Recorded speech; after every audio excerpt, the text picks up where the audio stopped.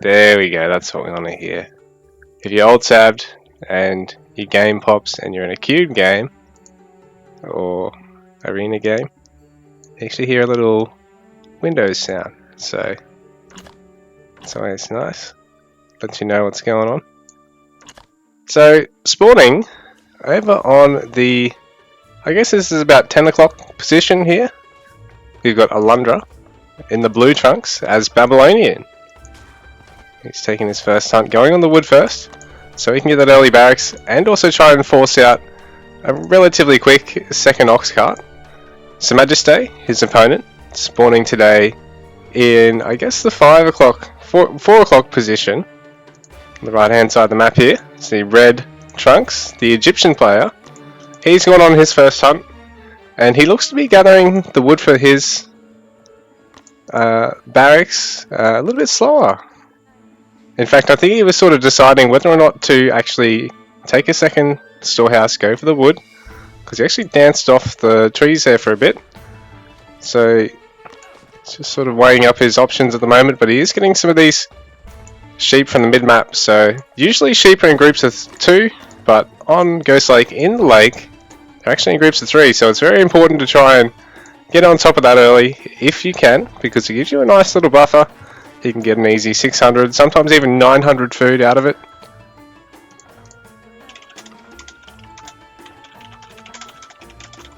So I'm just talking with one of our players in the next game, Happy Smurf, so he's just checking in. So it's good to see him around. So we've got a second ox cart here from Alundra on the wood. Gonna get a house as well.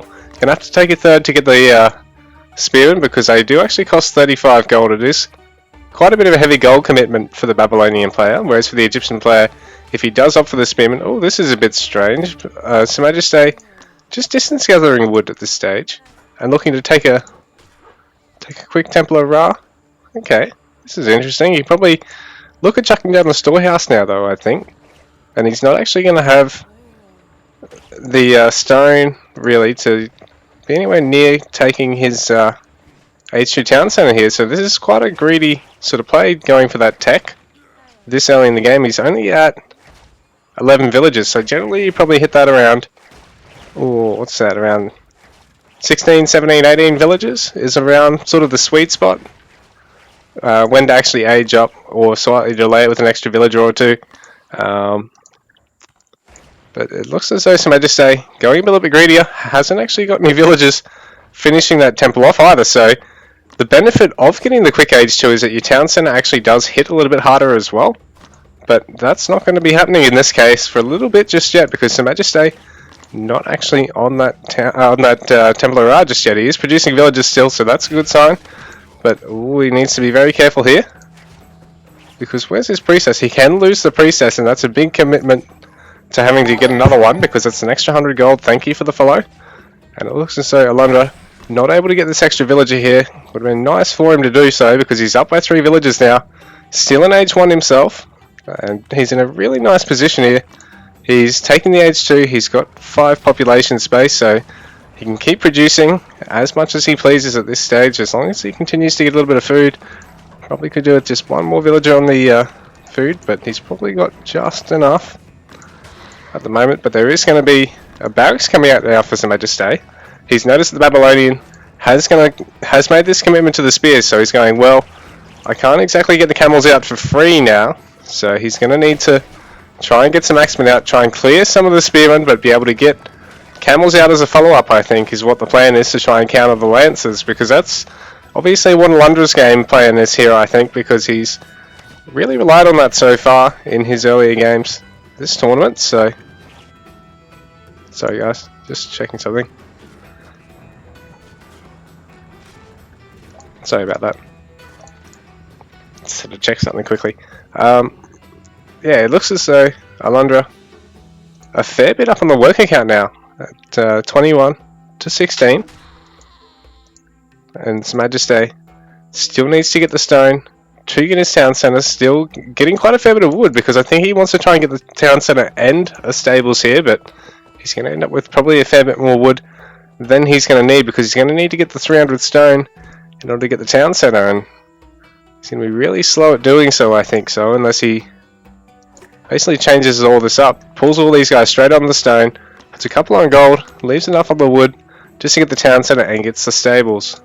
I think that's probably the ideal plan for him, but Alundra taking a quick stables instead of going for his town centre as well. There's no workers on his stone, so really he can probably look at just about doing the same thing. He's got 300 wood in the bank, he's got the stables already on the way, and he doesn't have any stone at all. So both of these guys playing a very sort of tunnel visioned approach, I suppose. There's the banking resources, they look to be working on getting a bigger army, but they're not really growing their economies behind all this too much. Alundra not actually producing any villages at the moment. Samajestay only building out of the one town centre at this point, so well, this is not going to be good for Samajestay. This is going to be great for Alundra because he's going to be able to take the villager, can probably deny the stables for the most part.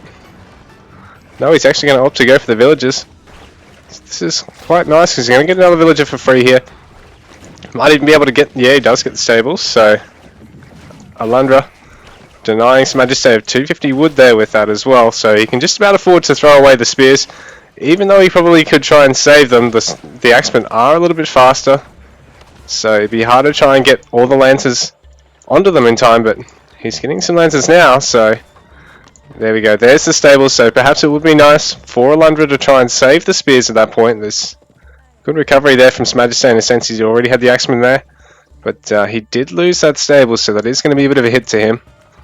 Alundra right now, 28 villages to Samajestay 19, so stone gathering only here from Samajestay though, so Alundra might take a bit of a hit here because he's focusing so much on his aggression. He's well ahead in score, but well, it's largely just because his army comp I think is a little bit bigger, and he's just got a couple more buildings up. He's got the gardens, he's already got stables, he's got a range, he's got another stables on the way, so Samajestay only 2 production facilities at this point, but he is getting that stone, so he will be able to go to the double villager production a little bit quicker than his opponent.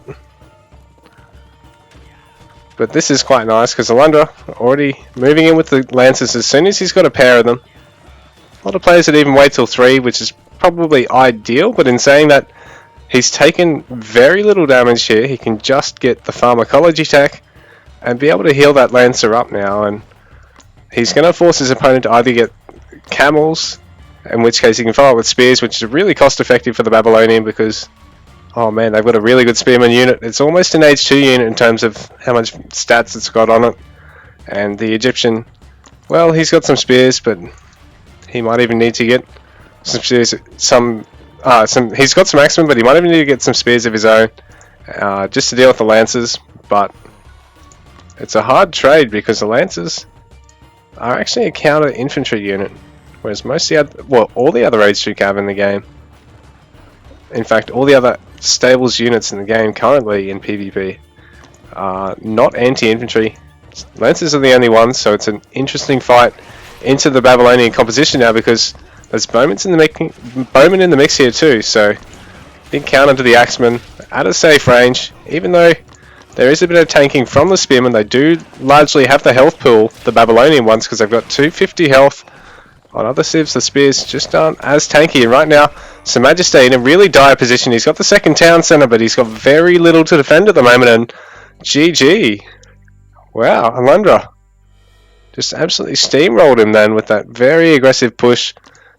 He's got 4 production facilities already, and an armory down, probably looking to take upgrades soon, but he hadn't gotten any stone yet, but wow, he just really massed up an army there and pushed in.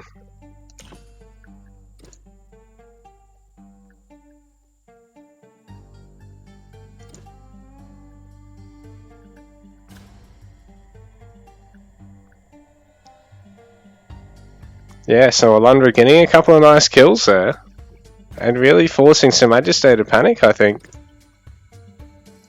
And just able to really capitalise on his one town centre aggression that game. What a good game that was, guys.